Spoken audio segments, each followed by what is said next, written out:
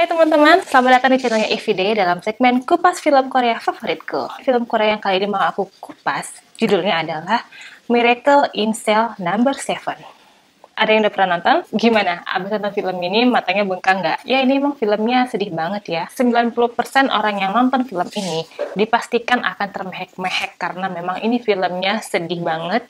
Jadi bagi kalian yang belum pernah nonton film ini dan kalian berencana untuk menontonnya, jangan lupa siapin tisu ya.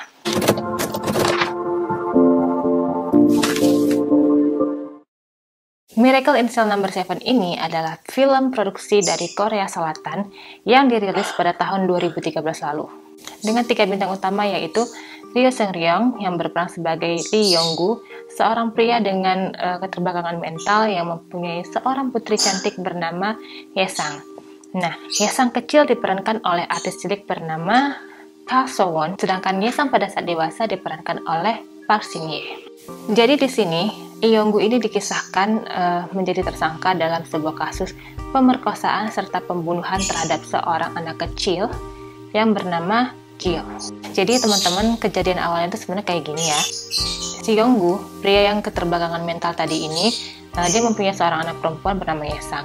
Dan Hye-sang ini lagi pengen banget untuk punya sebuah tas sekolah baru yang bergambar Sailor Moon. Dan setiap hari, Yong-gu beserta Hye-sang ini berjalan melewati sebuah toko, di mana toko itu menjual tas tersebut. Nah, kebetulan pada saat itu, tas yang dipajang di etalase toko tersebut itu tinggal satu-satunya stok yang tersedia. Tapi Yong-gu belum mampu membelikan untuk anaknya karena dia belum gajian. Jadi rencananya besok itu Yong-gu akan gajian dan pada saat itulah Yong-gu akan membelikannya untuk Hye-sang. Tapi ternyata pada suatu hari pada saat mereka sedang melihat tas itu lagi, ada seorang bapak-bapak datang bersama keluarganya. Nah, ternyata mereka datang untuk membeli tas tersebut. Yong-gu dan Hye-sang pun kaget ya. Lalu mereka langsung masuk ke dalam toko tersebut, menghampiri si bapak dan penjual tokonya, dan mereka memohon untuk agar si bapak tidak jadi membeli tas tersebut. Si bapak tadi ini menanggapinya itu dengan tidak baik. Terus karena mungkin kaget atau dia juga memang karena dasar sifatnya itu dia agak sedikit arogan gitu ya, si bapak tadi ini marah terus langsung memukul si Yong-gu. Akhirnya terjadi cekcok di toko tersebut, namun pada akhirnya tas tersebut jadi dibeli oleh si bapak tadi ini.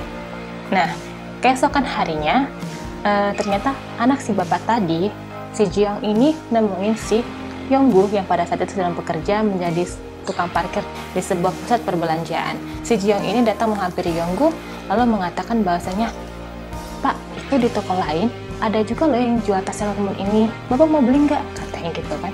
Nah, si Yong-gu ini langsung semangat dong. "Hah, iya, tas Sailor Moon," katanya. Aku mau. Akhirnya singkat cerita, si Yong-gu dan si Jiyoung ini pun berjalan bersama menuju toko tempat menjual tas tersebut. Nah, naasnya pada saat mereka dalam perjalanan itu, si Jiyoung kepleset. Jadi di situ ada genangan air yang udah membeku. Jadi si Jiyoung yang ngelewatin jalan itu kepleset, jatuh dan kepalanya terbentur jalanan sehingga berdarah dan tidak sadarkan diri. Si Yong-gu yang melihat kejadian itu, melihat si Jiyoung tidak sadarkan diri, langsung berusaha untuk memberikan pertolongan pertama. Terus dia juga ngasih CPR, ngasih napas buatan buat si Jiyoung. Tapi ya ternyata dia nggak tahu kalau si Jiyoung itu udah nggak ada, udah meninggal pada saat itu. Kebetulan lagi pada saat kejadian itu, pada saat si Yong-gu lagi memberikan napas buatan pada Jiyoung, ada seorang ibu-ibu yang kebetulan lewat jalan itu. Dan dia secara nggak sengaja menyaksikan adegan pada saat si Yong-gu lagi memberikan napas buatan pada si Jiyoung.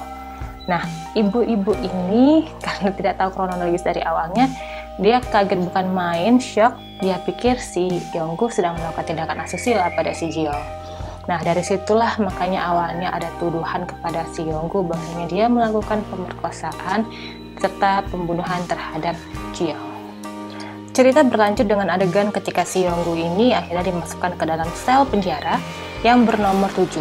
Di dalam sel ini terdapat 5 orang penghuni tahanan sebelumnya yang dengan latar belakang kasus yang berbeda-beda. Awalnya, Yong-gu ini diperlakukan dengan sangat tidak baik ya ketika baru-baru masuk ke dalam sel itu, baik oleh polisi penjaga maupun dengan teman sama satu selnya. Namun, seiring dengan berjalannya waktu, akhirnya mereka ini sadar dan mulai curiga bahwasanya Yonggu ini sebenarnya tidak bersalah. Karena mereka melihat si Yonggu ini adalah orang dengan kekurangan ya. Kalau diperhatikan itu, dia ngomongnya aja itu bisa dibilang belepotan. Tapi di surat laporan yang ada pada polisi, di situ tertulis pengakuan si Yonggu dengan rapih dan dengan tata bahasa yang sangat baik. Nah, dari situ sang kepala penjara yang bernama Jang Min-wan tadi ini pun mulai berpihak kepada Yonggu. Dia bersama teman-teman satu selnya si Yonggu tadi ini berusaha untuk mencari jalan agar si Yonggu bebas dari tuduhan dan bebas dari hukuman mati.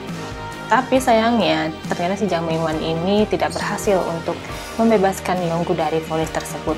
Kenapa? Karena Komisaris Jenderal Polisi mereka itu tetap bersekukuh agar si Yonggu ini dihukum mati.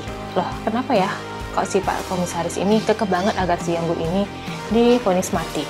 Nah, ternyata karena anak yang meninggal tadi itu ternyata adalah anak si Pak Komisaris tadi. Jadi ternyata bapak-bapak yang kemarin beli tas Sailor Moon di toko itu yang cekcok dengan si Yonggu dan memukul si Yonggu, itu ternyata adalah seorang Komisaris Jenderal Polisi.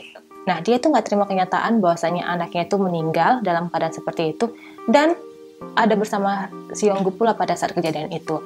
Jadi ada satu scene pada saat si Yonggu ini mau menghadiri sebuah sidang putusan atau sidang pembelaan ya. Beberapa jam sebelum sidang itu dilakukan, si Yonggu ini dipanggil oleh Pak Komisaris tadi untuk masuk ke sebuah ruangan. Dia di sana diintimidasi dan diperlakukan dengan sangat tidak baik. Dia dihajar habis-habisan dan dipaksa untuk mengaku bahwa dia memang membunuh serta melakukan tindakan asusila kepada mendiang anak Pak Komisaris.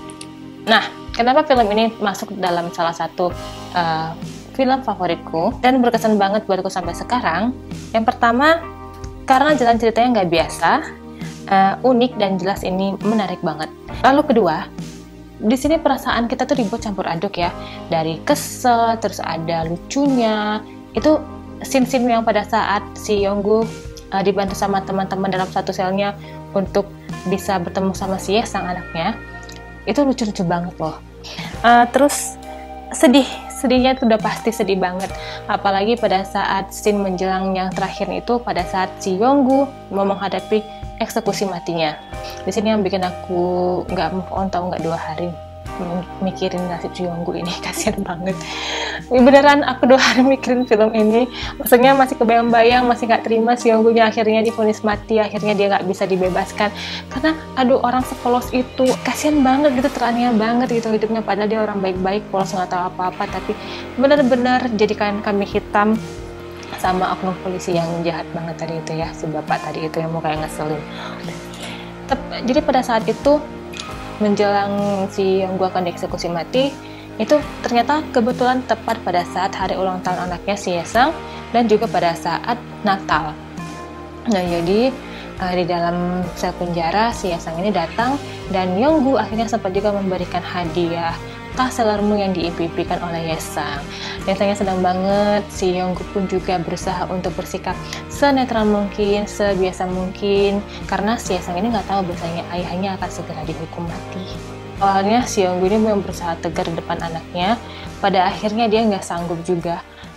Waktu dia jalan mengantarkan Yesang keluar dari sel penjara, dia dadah sama anaknya, dadah Yesang, dadah ayah, kata si Yesangnya, ketawa-ketawa segala macam.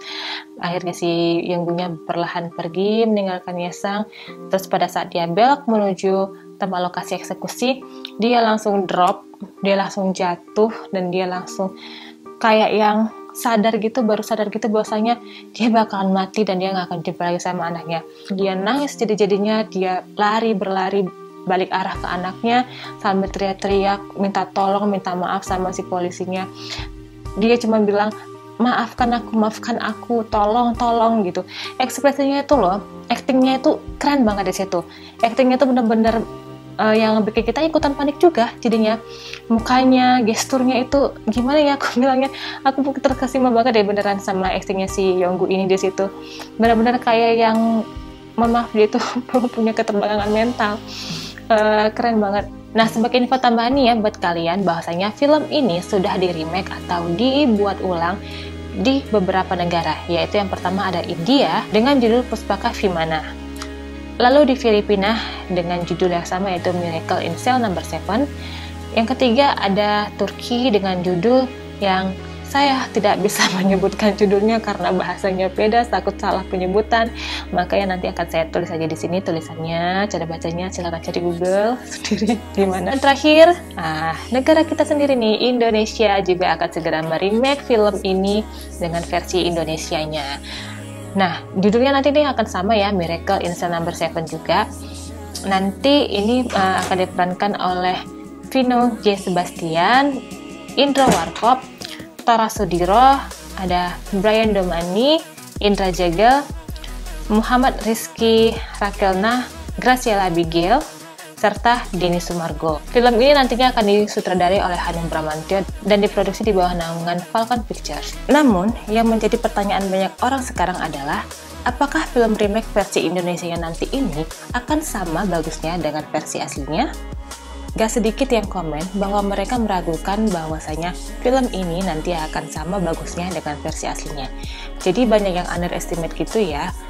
Well, kalau menurut aku pribadi sih ya, kita sebaiknya jangan ngejudge dulu sebelum melihat filmnya langsung. Soalnya nontonnya aja juga belum kan, jadinya ya kita gimana mau nilai kalau misalkan film itu bagus atau enggak. Jadi baiknya kita tunggu dulu filmnya tayang, lalu kita tonton dan kita lihat apakah filmnya sesuai dengan harapan kita atau enggak. Oke, sekian dulu video kali ini. Buat kalian yang belum pernah nonton film ini, sekali lagi aku rekomendasiin buat kalian agar nonton film ini. Anyway, thank you udah mau nonton video ini. Jangan lupa subscribe, like, comment, and share video ini untuk mendukung channel aku agar semakin lebih baik ke depannya. Terima kasih, sampai jumpa di video aku selanjutnya ya. Bye!